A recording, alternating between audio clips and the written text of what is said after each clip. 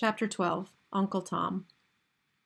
With so much anti-slavery info floating around, people, mainly white politicians and scholars, who were pro-slavery turned up the fear and hate, therefore turning up their ridiculous racist ideas.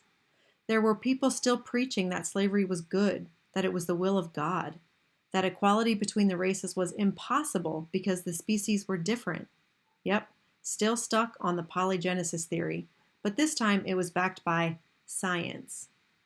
There was a scientist named Samuel Morton, the father of anthropology, who was measuring the skulls of humans, gross, and determined that white people had bigger skulls and therefore greater intellectual capacity, which, by the way, was how I combated being told all my life that I have a big head. Yeah, because I got a big brain. I never knew I was a scientist. I also didn't know I was insane. I'm not, but if I were alive and free back then, there's a good chance I would have been labeled as such. The U.S. Census report of 1840 said that free blacks were insane and enslaved blacks were sane, and that biracial people had shorter lifespans than whites. Of course this wasn't true. They were cooking the books.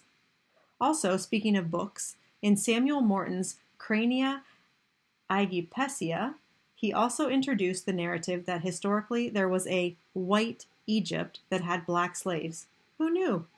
The answer is no one, not even Egyptians. The propaganda just kept coming. Anything to justify supremacy and slavery. And if bunk literature and false studies were the break beats of racism, looped samples pulsing on and on, then John C. Calhoun, a senator from South Carolina, was the MC for slavery. An effective one. There to rock the racist crowd. Calhoun was fighting even for Texas to become a slave state in the 1844 election. He was running for office and angry that congressmen were even debating emancipation, possibly ending slavery? An outrage! Calhoun eventually pulled out of the race, and it's a good thing he did, because William Lloyd Garrison was about to present a secret weapon to the abolitionist movement. See, it's one thing to talk around slavery, to talk about how the slaves lived and what they were thinking and how good they had it. It's another thing to hear a man who was a slave tell his story, a new black exhibit, a new Phyllis Wheatley, but this time not in need of a publisher. Garrison would be that. That man's name was Frederick Douglass. In June of 1845, the narrative of the life of Frederick Douglass, an American slave, was published. It outlined Douglass's life and gave a first-hand account of the horrors of slavery. It was a hit and a necessary weapon to once again fight against the idea that black people were subpar and that white people were the benevolent Christians that the likes of Zurara and Cotton Mather worked so hard to portray. It was also meant to gain some kind of white sympathy. But Douglass was a runaway slave with a book about being a runaway slave, which meant he basically snitched on himself and needed to run farther away. So he went to Great Britain and spread his anti-slavery message there.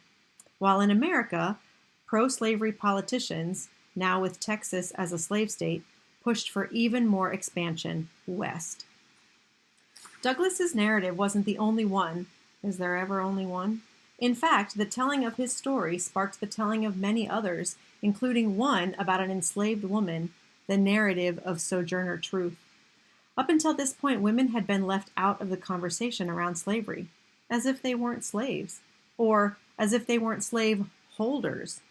Sojourner Truth was a former slave with the moxie of a woman slaveholder.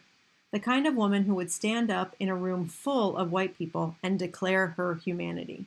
She was bold, and that boldness, along with the news about the Fugitive Slave Act, which was snatching free blacks and sending them to the cotton fields, inspired a white writer to go on to write a book that would be much, much bigger than Truth's or Douglass's.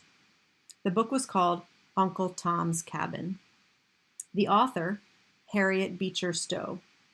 Here's some notes on Uncle Tom's Cabin. 1. Tom, a slave, is sold down the river. 2. He meets a young white girl, Eva. Number 3, Eva's father buys Tom. 4, Tom and Eva become friends, connecting over Christianity. 5, Eva dies 2 years later, but not before having a vision of heaven.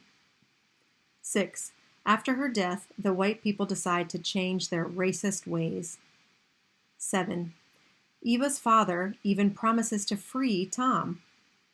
8, Eva's father dies before he frees Tom, and Eva's mother sells Tom to a harsher slave owner. 9, this slave owner, Simon Legree, hates Tom for not whipping a fellow slave. 10, Legree tries to break Tom by breaking his faith, but Tom holds tight to Christianity, so Legree has him killed. Moral of the story? We all must be slaves to God. And since docile black people make the best slaves to man, they make the best Christians. And since domineering whites made the worst slaves, they made the worst Christians. So, slavery, though a brutal attack on black humanity, was really just proof that white people were bad believers in Jesus. I know, but hey, it didn't have to make too much sense. Despite critiques by intellectual giants like William Lloyd Garrison, who pointed out in The Liberator that religious bigotry in the book and Stowe's endorsement of colonization, and by Frederick Douglass from the assimilationist angle, who followed up by assuring whites that the black man, unlike the native, loves civilization, and therefore would never go back to Africa, as if Africa were uncivilized.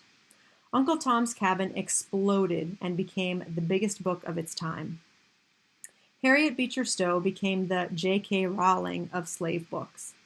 And even though black men hated the novel because they were depicted as weak, Stowe's story was drawing more Northerners to the abolitionist movement than the writings and speeches of Garrison and Douglass did in the 1850s. And that was no small feat. Garrison had used The Liberator as a consistent anti-racist sounding board, and Douglass had boldly argued against polygenesis and proved there was no white Egypt, making him the world's most famous black abolitionist and assimilationist. But women were in support of Stowe. They were ready to fight for their rights and set the nation on fire. Stowe was their gasoline. And her novel was a time bomb that ticked, and after exploding, set the stage for a new political force, especially when it came to the conversation around slavery. Abraham Lincoln.